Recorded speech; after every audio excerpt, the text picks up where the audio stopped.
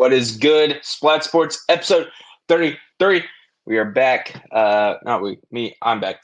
The boys are at the Tennessee basketball game, so they couldn't make it. No random athlete Wednesday. Sorry, I'm so sorry. I really want to do it. We had some good ones in store. Sorry, you're seeing the topic that we're going to talk about later.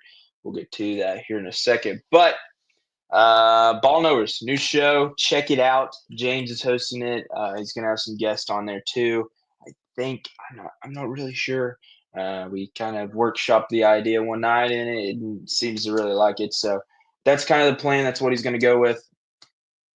Anyway, let's talk NFL playoffs. It's what we've been talking about. It's kind of what's going on. We really only have two topics today because kind of shorter. Not a lot happened. It's been a slow week. So let's talk about the Rams, though. The Rams get the win, I believe, 27-9. Monday Night Football game, played in Arizona. The Rams fans traveled there. Really cool to see that, they're still kind of playing in a home environment, essentially. Not really, but, the fans were there. It was just awesome to see and awesome for, the city and what's going on there. But let's talk about it. Sam Darnold kind of fell apart towards the end of the season, along with the Rams. Along with the Vikings. I'm not going to blame this all on Sam Darnold, but you only throw one passing touchdown in your last two games. He threw it in this game, 245 yards, 25 for 40, one interception. TJ Hawkinson, I believe, was the one that caught it. 5 receptions, 64 yards. Jefferson with 58 yards, Aaron Jones 60 yards. So offensively, you didn't really have anything going. We'll talk about the Rams defense here in a second. Defensive stats for the Vikings: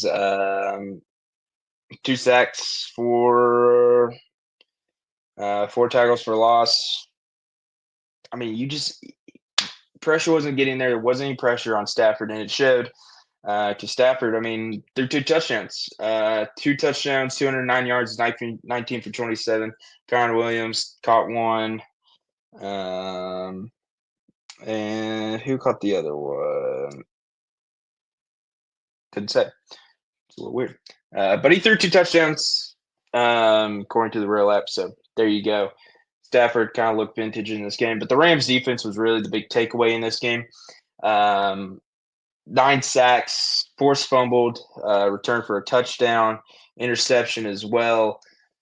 10 tackles for loss. I mean, the Rams defense really did dominate this Vikings team. And for me, it wasn't necessarily shocking, but more of like I expected the Vikings to kind of show up, especially the Vikings defense, a defense that had been really good throughout the season and had a lot of talented guys on the roster there that had the ability to make a lot of plays. So it just kind of shocking for me that the Vikings just kind of they essentially just fell over and just kind of laid down and gave up. But yeah, I mean, if you're the Rams, you're feeling pretty good heading into Philadelphia. I think if you're the Eagles, you kind of have to look out because this defense, as you saw on Monday, which they kind of dominated. And I think that if you're Philadelphia and you're that offensive line, you just got Jalen Hurts back from concussion protocol. I mean, Philly didn't look bad in their game. They had a pretty good game from what I could tell. What was the score of it? I can't even remember. 22-10. Packers just kind of didn't really do anything, but I wouldn't be surprised if you see the Rams if the Rams played like they did and defensively, they have a very good shot at beating Philadelphia and going to the conference championship. It would not surprise me at all. Not going to lock it in. We'll talk about those. We'll talk about our locks Friday. But here's what the second round is looking like. The Saturday games: Texans at the Chiefs, Commanders at the Lions, and then Rams, Philly, and Ravens Bills, which will be really exciting. We'll talk about those games as we get closer to them on Friday. I'm not going to give a preview of them yet. You can do that with the boys on Friday. It'll be later because, yeah, be later. So sorry if the upload's a bit later. Sorry if the uploads are a little bit later. You don't really know. Sometimes we're busy people. But that is the Monday Night Football matchup. let's kind of talk about our other topic. We only got two tonight, just because slow week, long week for some of us, slower week in the sports world a little bit, but a lot of NBA action going on. Had some players returning, had a trade, but nothing really major. We like to cover major, but reports have come out that Deion Sanders is a possible head coaching candidate for the Dallas Cowboys. First off, don't really understand why. I think Dion would want to coach in the NFL eventually. I feel like if you're the Cowboys at this time, this would not be the move. And I feel like if you're Dion at this time, this would not be the move. Here's why. Dion kind of has things going pretty well in Colorado. He had a very decent recruiting class. I wouldn't say great. I mean, it wasn't top of the top. He had some pretty good transfers come in. Um, he's got talent, and I think that if he puts, paper on the field, which is a hard thing to do, but if you could do it, I mean, you got a pretty good Colorado team in a Big 12 that, let's be honest, the only threat that you really have is Arizona State, which who knows how they're going to look. The Big 12 is kind of wide open. I wouldn't be surprised if Colorado, I mean, they were a game away from the conference championship.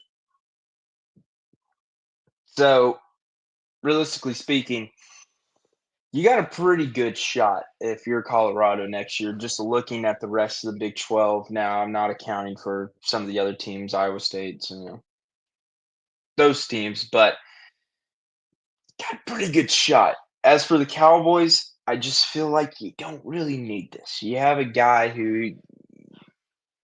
team that I think that if you get a really good head coach in there that has a good scheme, that can really work with Dak and his weapon, CD Lamb, players like that.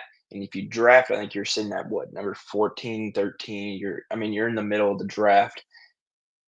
You have a really good roster that you could really just take and plug in a good head coach. And I'm not saying that Dion's not a good head coach, but what I'm saying is I think this is not what the Cowboys need to do. I think the Cowboys need to avoid this at all costs. Just because Dion doesn't necessarily, I'm not going to say he doesn't have NFL experience, but NFL and college are two completely different things. And I think that eventually he will take an NFL job, but I don't think it will be right now. I think that for Colorado, I think that he should stay there. I think if you're Colorado, I think you kind of say, "Hey, what we doing here?" And for the Cowboys, I just think that you need to move on. I think that you need to move on from the idea, the possibility, the chances. And from what I could tell, Cowboys fans aren't necessarily liking the idea of it either. So interested to see where they go. I don't really know who could be a candidate for him. I would have said Vrabel, but he went to the Patriots officially. We talked about that last episode. So maybe Ben Johnson if you offer enough money to him.